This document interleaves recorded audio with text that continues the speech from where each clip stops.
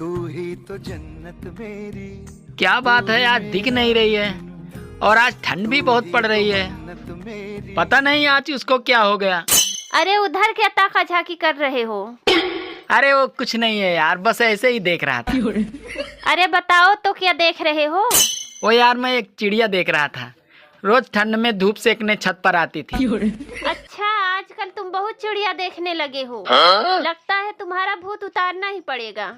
गया बेटे।